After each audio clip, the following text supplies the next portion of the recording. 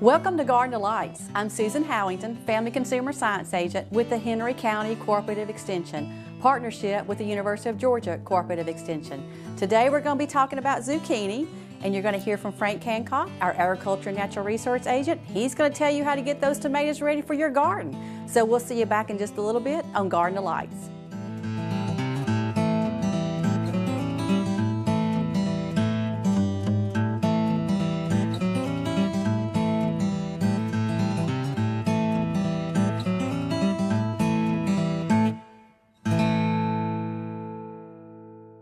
Welcome back to Garden Delights. Today we're going to be talking about some zucchini, and zucchini is one of my things that I like to eat as far as those vegetables go.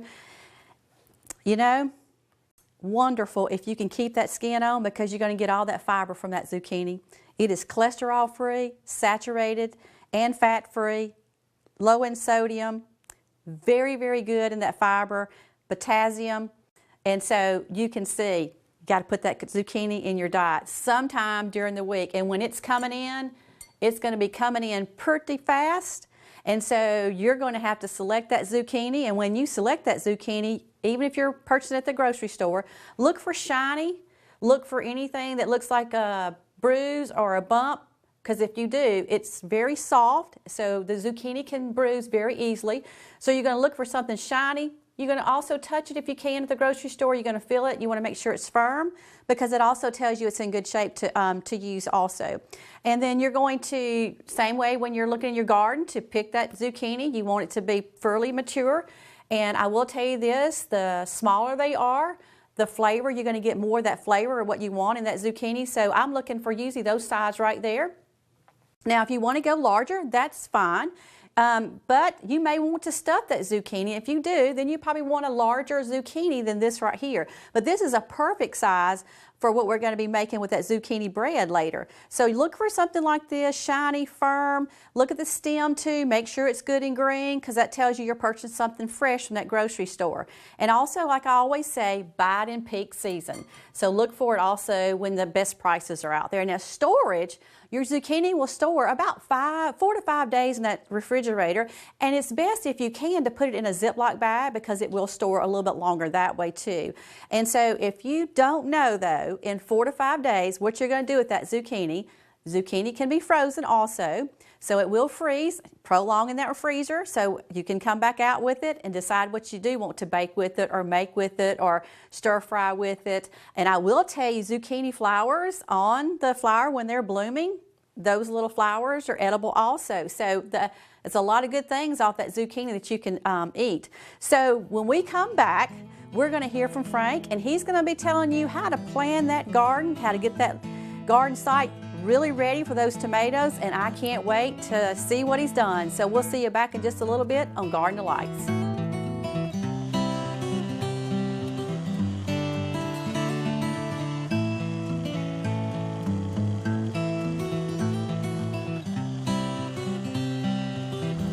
Okay, today we're getting ready to get into our spring garden. It's not quite time, it's a little bit cold out here today, but I want to talk a little bit about our tomatoes, and we try to take things to apply them to what a homeowner can do. And in this particular case, we've planted some ryegrass and some hairy vetch as a cover crop where we're going to plant our tomatoes. And we're going to take this down and plant the tomatoes right in it. We're not going to till this up after we cut it down. We're going to plant the tomatoes in it. Research shows that tomatoes do very well in a rye hairy vetch mix. And so I haven't done that before, so we're going to find out together here how this works out. The biggest thing about the cover crop and trying to get your crop started early is you've got to terminate the cover crop. Now, a lot of people will terminate cover crops. They'll spray it with Roundup and then they'll cut it down, or they'll wait till it's time in the season. This stuff's going to die out here sometime in May, but our tomatoes are going to get planted a lot sooner than that. So so we got to get this terminated, and because we don't use any chemicals in this little garden spot right here at all, we'll see what we got to do. But it may be too early, and it's probably going to try to grow back. And in that case, we're going to cover it up with some weed barrier cloth and just try to kill it out before we plant our tomatoes. So I'm playing that by ear right now, but I'm trying to adapt this to a homeowner, what a homeowner can do in this situation. They make roller crimpers that crimp this stuff down. The problem with the roller crimper is the homeowner doesn't have one of them to start with, and the other thing is it won't terminate this cover crop this early in the season. It'll try to grow back. So we'll work our way through that as we go along.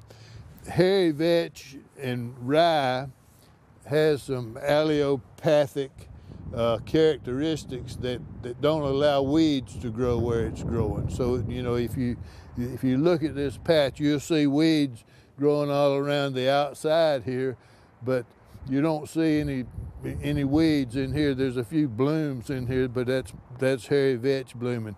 But I'm talking about things like these weeds right here that are, but they're only around the outskirts. So we're getting some weed control here.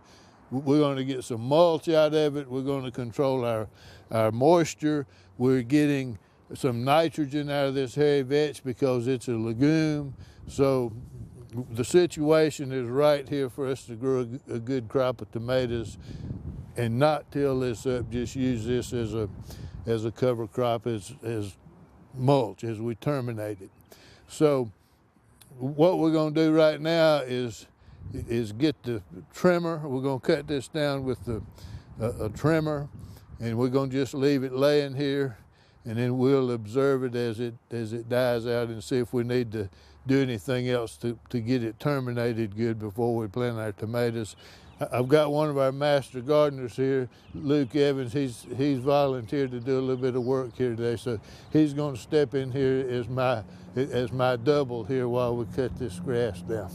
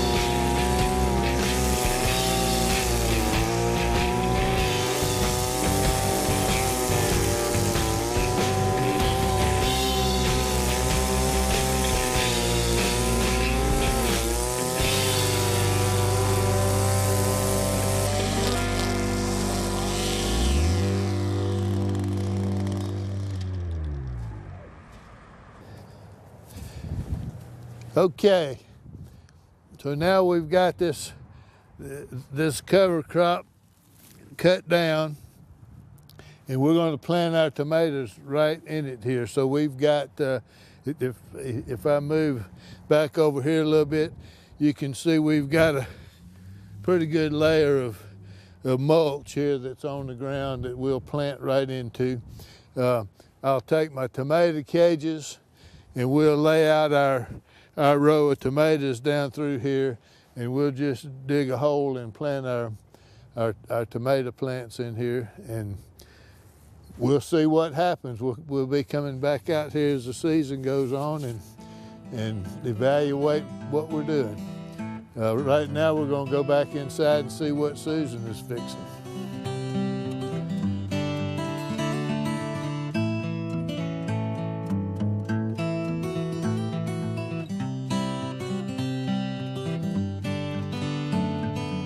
Welcome back to Garden Delights. I hope you saw Frank out and you figured out now it's time for you to start those tomatoes and get them ready out in that garden, because it's time right now. We're going to be making zucchini bread, and so I've already have one zucchini already shredded, and I'm going to shred another one just to let you know that I also can tell you when I'm going to cut the end off. I've already washed my zucchini. That's very, very important that you wash your vegetables. So I'm going to cut both the ends off of the zucchini, and you can shred this however small you want to shred it, on the smaller side if you want to. But I will tell you, I like the larger shred because when you bake it, the zucchini, it is to me even better because you can see it. But when it shrinks up in that bread, you just can't beat it. So I'm just going to go ahead and shred the other one. And I will tell you, so you see the size right here. This is I say a medium-sized zucchini. So the other one was about this size also. And you need about 2 cups. And really, you probably could do a zucchini and a half, but I really want as many shreds of that zucchini in my bread as much as possible. And you can see it's such a soft vegetable. It shreds really nicely. And so I'm just going to get enough to get me about 2 cups. And that's all you're going to need. I don't want to push down too much. I don't want to squash my zucchini that's at the bottom. So I think that's about.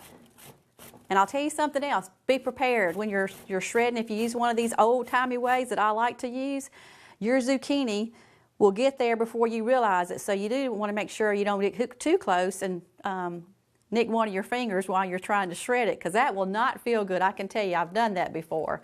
So I'm just going to get a little bit of this off the shred part of it just to make sure I have as much zucchini in there. And it smells really good. I can smell it. So I'm going to take this. And I'm just going to stick this down below since I am done with it. So we can just keep it out of the way. Now I need to wash my hands off a little bit so I won't have zucchinis all over it. Okay, so we're going to mix it up. And there's a couple of steps you have to do just to get it, but it's pretty simple as far as that goes. So I'm just going to, all right, so what I have here, this zucchini bread has 2 cups of whole wheat flour. So that's your 2 cups of whole wheat flour. And then it also has a 1.5 cups of all-purpose flour. So we're going to go ahead and put that in. And then also, the other dry ingredients it has is 1 teaspoon of cinnamon.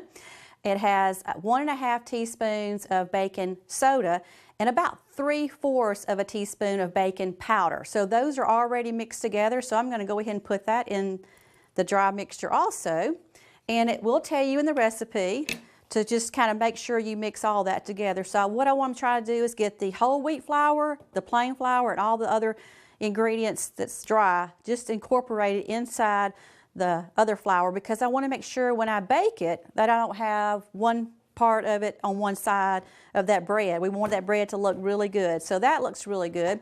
So we got about 2 cups and probably a little bit more, but that's okay. It'll be fine. This is 1 cup of raisins, so you're going to put 1 cup of raisins. But before we mix all this into it, the next step you're going to need, I'm going to move this over here just for a second. You're going to need 2 cups of sugar, and this is going to make 2 loaves of bread. So this is going to, one good thing is it's going to make 2 loaves of bread. This is a cup of canola oil. So I'm going to go ahead and pour that in. And then this is 4 eggs beaten, so we're going to add the eggs. And what we're going to do is we're going to trade out with the dry mixture and the zucchini and the egg and sugar and oil mixture. And then we'll end up adding the raisins at the very end. So what I'm going to do, so I'm going to take this spoon and just kind of move this around. And I do it pretty carefully because if you don't, you'll have your oil all on the counter. So I'm going to kind of just mix it around a little bit. And this is kind of like going to keep everything together as far as that bread. It also is going to keep it moist, but what's going to really keep it moist is that zucchini. So I just want to mix this up pretty good. And it's going to tell you to beat the eggs, so you do want to beat your eggs separately before you put them into this container right here. So I'm just trying to get the oil, the eggs, and the sugar just kind of mixed in together. So when I start mixing it in with this, see if I can stir it just a little bit so it doesn't. All right. I think that's good enough. You just want to mix it in. All right, so what I'm going to do is I'm going to go ahead and take this part and we're going to pour it into a little bit at a time. I'm going to add just a little bit of this to the flour mixture. Let's see how well I keep from making a mess. So I'm going to move this around, just kind of moisten that flour dry ingredients. And you can see it does moisten it, but it's not totally moistened. You know, as I add, it'll get even moistened as we go. So I'm just going to kind of do that. And now what I'm going to do is add about a little bit of, maybe, I don't know, about a cup of it, maybe, something like that, of the zucchini. So you want to add just a little bit of that. And it likes to stick to your fingers, I will tell you that. So what we're going to do is move this into the dry mixture also, because you don't want your zucchini all in the one side of that bread too. So what we're trying to do is get a little bit of flour on that zucchini. So I'm just moving it around, just kind of mixing it. And then so once I kind of get it to another stage where I see the moisture coming through, I'm going to add some more of this mixture. So I'll add just a little bit more of this. And I'm not going to add all of it. I'm going to do one more batch. Going to move it around, just get it mixed. And the good thing about the bread, you don't have to use a mixer. You can, but I think it's best if you just use some kind of stirring spoon, just kind of mix it up.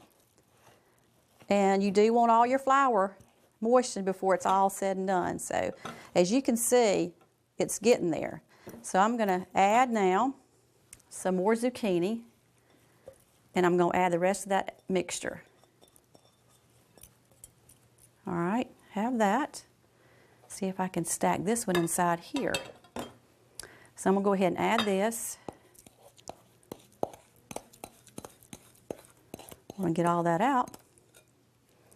All right, see if I can do some stacking here. All right, so we have everything in it, and so I'm just going to keep stirring till I have it really well mixed, because that's what you're trying to do. And you know, zucchini is really low in fat too, as far as the calories go. About a cup of zucchini is about 20 calories, so you can eat a lot of zucchini. And one thing good about zucchini and other squashes too, you can eat it raw. You don't have to have it cooked. So you can eat it raw, you can stir fry it, you can bake it, you can put it in cakes, you can put it in breads like I'm doing. And to me, it kind of makes you feel good because you're eating some kind of vegetable in with that bread that you're going to be eating. So you can see this is becoming really, really moist. So this is what I'm doing. I'm just kind of turning it from the bottom up because I do want to make sure all that flour is mixed in. It's not stuck at the bottom. So your last thing that you want to incorporate in is that cup of raisins. That's going to make it also moist too and keep it moist. And I will tell you, this freezes really, really good too. So if you make one loaf and you feel like you want to freeze it, it comes back out of that freezer really, really well. Now the last thing I'm going to do, it's going to tell you in the recipe, is to add 1 teaspoon of vanilla. So I'm going to do that right now before I forget. So let's add that 1 teaspoon. All right. And to me, you just can't bake anything to me without a little bit of vanilla. So I'm going to stir that around. And so once you have it stirred around, and you do want your raisins, not in one place either, so I'm going to make sure I stir it around good so I have those raisins. And this already smells good. And if it didn't have eggs in it, I'd probably stick my fingers in it. But I know that I don't need to do that. So, all right, so that's about what you're looking for. Let me move this over to here, and I'm going to show you how well it fits in. See if I can stack some of this too over to here. So my pans, I already have those sprayed, and so it's going to take 2 loaf pans, so you're looking for that. And so I just kind of eye it as far as pouring it in there. I'm going to pour just a little bit into one, kind of eye it. See if I can cut it off before it dips too much and go to the next one. I'm going to fill it up, kind of eye it. And what I usually do is kind of push it out in the pan to kind of get an eye of which one looks like it may need a little bit more. And also just by doing that too, it kind of releases some of the air bubbles that are in that and kind of keeps it from having big tunnels while you're baking. So I'm going to get a little bit more because I do want all this out of this bowl if I can get all of it. So this is about even. See if I can get just a little bit more. All right, so easy to do, and it tastes so good. So as you can see, it does really well in the pan. It's these are about even. Sometimes I'll even kind of tap them on the ground, on the counter, just to make sure I've got it all spread out, because you do want it kind of in the corners too. So you're going to put your zucchini in the oven. You're going to bake it at 350. The recipe's going to tell you about 55 minutes. Depending on your oven, you need to check it maybe in 50 minutes just to see. And the best way to check it is about 50, 55 between those times. Take you a toothpick or something you do like to test your cakes with, just to make sure the center of that zucchini bread is done. And you know when it comes out, the toothpick comes out clean, it's done. Don't over bake it. It is very moist, it tastes really good. So we'll see you back in just a little bit on Garden of Lights.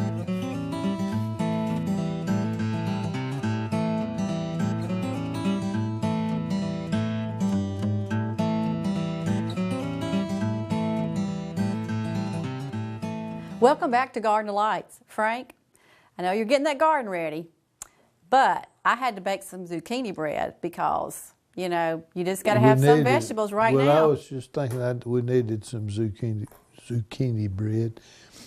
Well, and we are getting our tomatoes ready again. You know. I'm excited. I was thinking about it. We've been doing this show for quite a few years, and we've been getting those tomatoes ready every year. Every year, and I'm looking forward to it. Every year we try something a little bit different, so we don't just do the same thing every year. That's right, and I'm looking forward to the varieties you're going to put out there too. Do you want a small piece or a large piece? Oh, medium size. Is that good? Fine. Yep. You want an end, or you don't want the end? The end to be good. I love the end. Well, you can have the end. No, I'll let you you have it. I mean, I don't want to cause any trouble.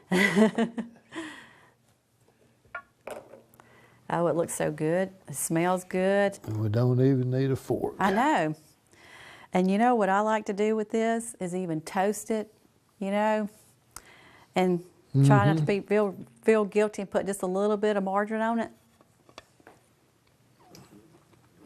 That could be toasted. That could be toasted for sure. That is really, really good. Butter. It's super moist.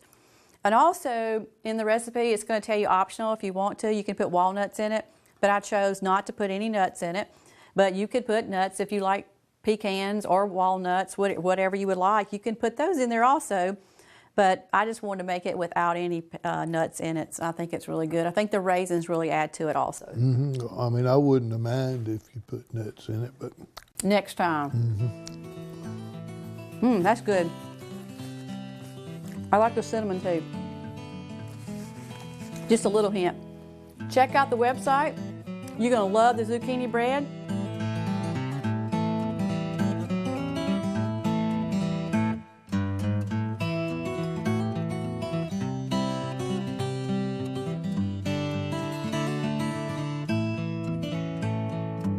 And I know you're going to want to make it, because one thing you can do is 2 loaves and you can freeze the other one for another time. So Frank and I will see you back another time on Garden of Light. It comes highly recommended too.